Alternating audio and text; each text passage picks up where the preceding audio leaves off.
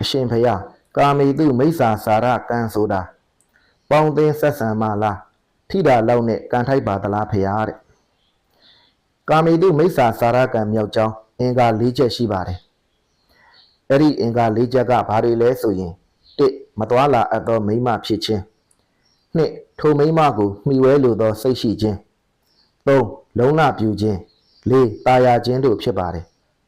ဖော်ပြပါအင်္ဂါ၄ချက်နဲ့ညီမယ်ဆိုရင်ကာမေတုမိစ္ဆာစာရကံထိုက်ပါတယ်တာမန်ထိယုံများနဲ့တော့ကာမေတုမိစ္ဆာစာရကံမထိုက်ပါဘူးသို့တော်လည်းပဲမေထုံငယ်9ပါးဆိုတာတော့ရှိပါတယ်မေထုံငယ်9ပါးကဘာတွေလဲဆိုရင်1အမျိုးသမီးဤပြုစုမှုကိုတာယာခြင်း2အမျိုးသမီးဤရေမောပြောဆိုမှုကိုတာယာခြင်း3အမျိုးသမီးနှင့်အကြည်ချင်းစုံပြီးတာယာခြင်း4အမျိုးသမီးဤရေတံကိုနားထောင်ပြီးတာယာခြင်း5အမျိုးသမီးနှင့်တွေ့ဘူးစုံဘူးတာတွေကိုတွေးတော်ပြီးတာယာခြင်း6ဇနီးမောင်နှံ2ဦးဤဘဝကိုတွေးတော်ပြီးတာယာခြင်း9အကျင့်ဖြင့်နှက်ဖြစ်မှုကိုတွေးတော်ဆင်ခြင်ပြီးတာယာခြင်းတို့ဖြစ်ပါတယ်ဖော်ပြပါအင်္ဂါ9ချက်ထဲမှာ1အမျိုးသမီးဤပြုစုမှုကိုတာယာခြင်း2အမျိုးသမီးဤရေမောပြောဆိုမှုကိုတာယာခြင်း3အမျိုးသမီးနှင့်အကြည်ချင်းစုံပြီးတာယာခြင်း4အမျိုးသမီးဤရေတံကိုနားထောင်ပြီးတာယာခြင်း5အမျိုးသမီးနှင့်တွေ့ဘူးစုံဘူးတီကိုတွေ့တော်ပြီးတာယာခြင်းဆိုတဲ့အချက်တွေပါတာကြောင့်ကာမေတုမိစ္ဆာစာရကံမထိုက်ရင်တောင်မှအဲ့ဒီအင်္ဂါရက်တွေနဲ့ညီညွတ်နေမယ်ဆိုရင်အကုသိုလ်တော့ဖြစ်ပါတယ်အရှင်ဖေယခွေးစာကြွေးခြင်းကကုသိုလ်ရပါသလားဖေယအချို့လူတွေကြတော့ယူလို့ကြွေးတာလို့ပြောပါတယ်ဖေယတဲ့ခွေးစာကြွေးတာကိုယူလို့ကြွေးတာလို့ပြောခြင်းဟာဖေယဟောပိဋကတ်ကိုမသိလို့ပြောတာပါနော်သုပရိပါဏာတပါဠိတော်ဒက္ခိဏဝိပင်ကတုံမှာအလှူခံပုဂ္ဂိုလ်14ယောက်ရှိတဲ့အနက်ထိုအလှူခံပုဂ္ဂိုလ်14ယောက်ထဲမှာတရိစ္ဆာန်လဲပါတာကြောင့်တရိစ္ဆာန်တွေကိုစေတနာတန်တန်ဖြင့်ကျွေးမွေးလှူဒန်းမယ်ဆိုရင်ဘဝတရားအထိချမ်းသာနိုင်ကြောင်းဖျားရှင်ဟောကြားထားပါတယ်။ဒါကြောင့်တရိစ္ဆာန်ဖြစ်တဲ့ခွေးလေးတွေကိုစေတနာတန်တန်ဖြင့်ကျွေးမွေးလှူဒန်းခြင်းဟာကုသိုလ်ရတဲ့အတွက်ဘဝတရားအထိချမ်းသာနိုင်တဲ့အကျိုးကိုရရှိစေပါတယ်။ဒါကြောင့်ခွေးစာကျွေးတဲ့အလုပ်ကိုဘယ်သူတွေဘာပြောပြောဆက်ပြီးလုပ်ပါလို့ပြောခြင်းပါတယ်။အရှင်ဖေယကံကံဤအကျိုးဆိုတာရှိပါသလားဖေယစလုံးပေါင်းမှားရင်ခွင့်လွတ်ပါဖေယတဲ့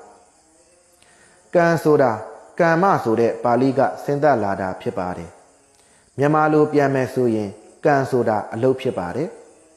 ကောင်းတဲ့ကံအလုပ်ကိုလုပ်မယ်ဆိုရင်ကောင်းတဲ့အကျိုးကိုခံစားရမှာဖြစ်ပြီးမကောင်းတဲ့ကံအလုပ်ကိုလုပ်မယ်ဆိုရင်တော့မကောင်းတဲ့အကျိုးကိုခံစားရမှာဖြစ်ပါတယ်ကံဆိုတဲ့နေရာမှာလည်းပဲအတိတ်ကံရဲ့ပြစ္ဆုတ်ပံကံရဲ့ဆိုပြီး2မျိုးရှိပါတယ်အတိတ်ကပြုထားခဲ့တဲ့ကံအလုပ်တွေဟာလည်းပဲလက်ရှိပြစ္ဆုတ်ပံမှာလာပြီးအကျိုးပေးနိုင်တယ်လို့လက်ရှိပြစ္ဆုတ်ပံမှာပြုလုပ်နေတဲ့ကံအလုပ်တွေဟာလည်းပဲဒိဋ္ဌဓမ္မအဖြစ်ပြန်ပြီးအကျိုးပေးနိုင်ပါတယ်ဒါကြောင့်ကံဆိုတာတကယ်ရှိတယ်လို့မှတ်သားထားရပါမယ်မေးလျှောက်ခွင့်ပြုပါဖေယတာမန်ပုထုဇဉ်တွေရဲ့အယိုးကတိဆက်ယဟန္တာတွေကြတော့ဂျိတ်ဆက်ဖျားရှင်ကြတော့အယိုးကကွင်းဆက်ဆိုတာဟုတ်မဟုတ်ဖြေပေးစေလိုပါတယ်ဖျားတဲ့အရင်တုန်းကတော့ဖျားရှင်ရဲ့အယိုးကကွင်းဆက်ယဟန္တာတို့ရဲ့အယိုးကဂျိတ်ဆက်ပုထုဇဉ်တို့ရဲ့အယိုးကတိဆက်လို့ထင်မိပါတယ်နောက်ပိုင်းတေးသေးချာချာပြန်ပြီးလေ့လာကြည့်တဲ့အခါမှာဖျားရှင်ရဲ့အယိုးကကွင်းဆက်ဆိုတာတော့မှန်ပါတယ်ပိစေကဗုဒ္ဓတို့ရဲ့အယိုးကချိတ်ဆက်ဖြစ်ပြီးယဟန္တာနဲ့ပုထုဇဉ်တို့ရဲ့အယိုးကတော့တိဆက်ဖြစ်တယ်ဆိုတာကိုသိရပါတယ်ဦးဇင်းဖေယအများသုံးအိမ်သားကိုယောက်ျားတွေစေးကြောပေးရင်ဘုံကံနှိမ့်ပါသလားဖေယဖြေပေးပါဖေယအမှားပါခဲ့ရင်ခွင့်လွတ်ပါဖေယတဲ့ဘုံကံဆိုတဲ့စကားကပုံညဆိုတဲ့ပါဠိရဲ့အဓိပ္ပာယ်ကနေဆင်းသက်လာတာဖြစ်ပါတယ်ပုံညဆိုတာကတော့ကောင်းမှုကိုပြောတာပါဘုံကံနှိမ်ခြင်းမြင်ခြင်းဆိုတာကကောင်းမှုမကောင်းမှုနဲ့ပဲဆိုင်ပါတယ်ကောင်းတဲ့အမှုကိုလုပ်မယ်ဆိုရင်ဘုံကံမြင့်မှာဖြစ်ပြီး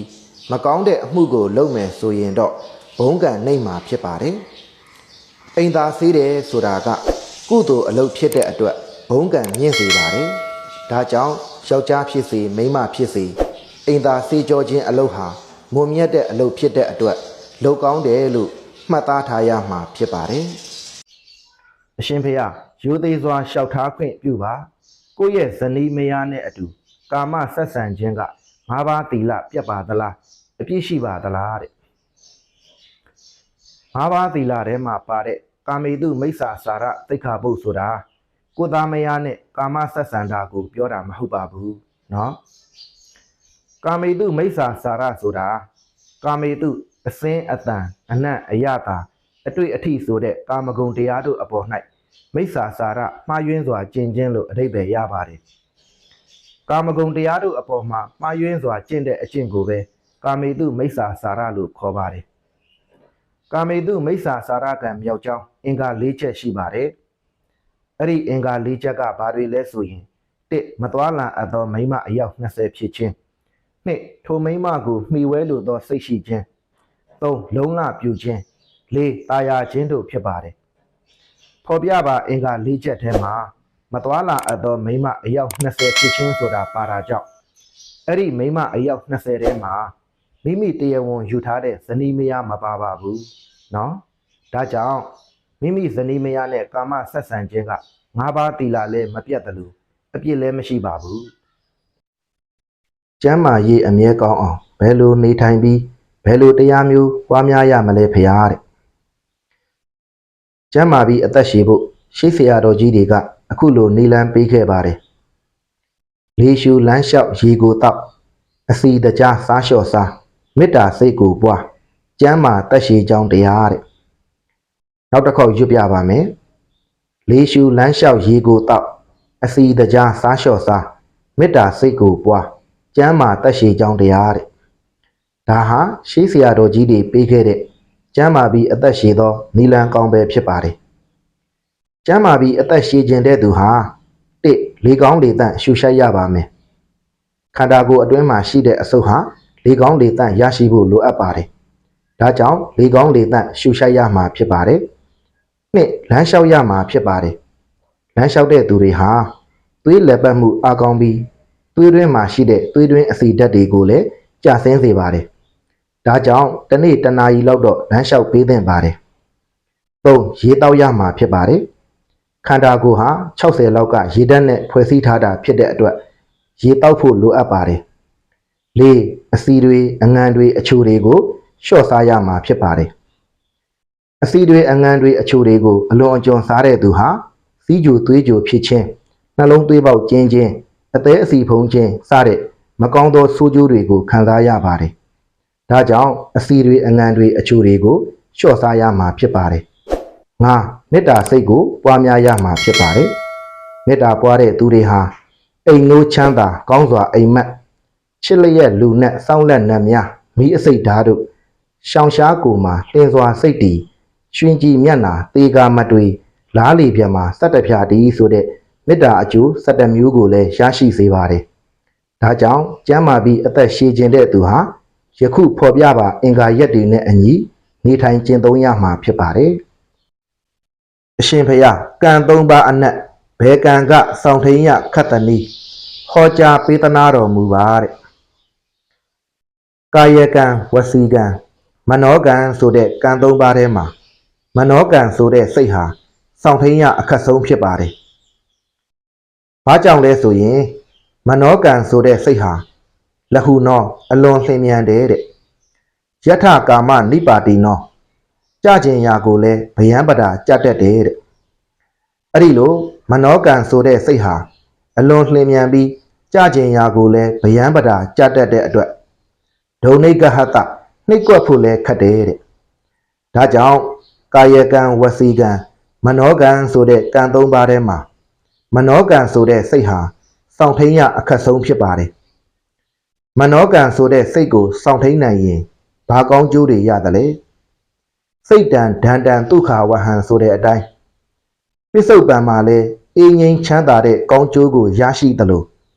တန်တရာမှာလည်းပဲအင်းငိမ့်ချမ်းသာတဲ့ကောင်းကျိုးကိုရရှိစေပါတယ်မနောကံဆိုတဲ့စိတ်ကိုဘသူကထိမ့်ကွက်တယ်လဲအတိညာဏ်ကထိမ့်ကွက်ပါတယ်အတိညာဏ်ကိုဘသူကထိမ့်ကွက်တယ်လဲဘ ဟုတုတကထိမ့်ကွက်ပါတယ်ဒါကြောင့်ဘဟုတုတရဖို့အတွက်တရားစာပေဖတ်ရှုခြင်းတရားနာကြားခြင်းတရားနဲ့ပတ်သက်ပြီးမသိတာတွေကိုမေးမြန်းခြင်းစတာတွေကိုပြုလုပ်ရမှာဖြစ်ပါတယ်အဲ့ဒီလိုတွေပြုလုပ်မယ်ဆိုရင်ဘဟုတုတတွေရပြီးတော့အသိဉာဏ်တွေမြင်မာကမနောကံဆိုတဲ့စိတ်ကိုစောင့်ထိန်လာနိုင်ပါလိမ့်မယ်ဦးစင်ဖေယတပည့်တော်မေးတာလဲဖြေပေးပါအောင်ဖေယအိမ်မက်ထဲမှာတည်သွားတဲ့လူကစကားပြောရင်ကျွတ်တယ်လို့ပြောပါတယ်ဖေယဟုတ်ပါသလားဖေယတဲ့ယဟန္တာပုဂ္ဂိုလ်တက်ခတ်ပုဂ္ဂိုလ်ပုထုဇဉ်ပုဂ္ဂိုလ်ဆိုပြီးပုဂ္ဂိုလ်၃မျိုးရှိတဲ့အထဲမှာယဟန္တာပုဂ္ဂိုလ်ကတော့အိမ်မက်မမတ်တော့ပါဘူးတက်ခတ်ပုဂ္ဂိုလ်နဲ့ပုထုဇဉ်ပုဂ္ဂိုလ်ကတော့အိမ်မက်မတ်နိုင်ပါသေးတယ်ဘာကြောင့်လဲဆိုရင်တက်ခတ်ပုဂ္ဂိုလ်နဲ့ပုထုဇဉ်ပုဂ္ဂိုလ်တို့ဟာစိတ်တဝိပ္ပန္လာတအတိမှားမှုတင်ညာဝိပ္ပန္လာတအမှန်မှားမှုဒိဋ္ဌိဝိပ္ပန္လာတအယူမှားမှုဆိုတဲ့ဝိပ္ပန္လာတတရား၃မျိုးမကင်းသေးလို့ပဲဖြစ်ပါတယ်အခုဒီမေကွန်းပိုင်ရှင်ဟာပုထုဇဉ်ဖြစ်တဲ့အတွက်စိတ်တဝိပ္ပန္လာတမကင်းသေးတာကြောင့်တေသူကိုစိတ်ဆွဲပြီးအိမ်မက်မတ်တာဖြစ်နိုင်ပါတယ်ဒါကြောင့်အိမ်မက်ထဲမှာတေသူဟာစကားပြောယုံဖြင့်ကျွတ်တယ်ဆိုတာဟာမဖြစ်နိုင်ဘူးလို့မှတ်သားထားရမှာဖြစ်ပါတယ်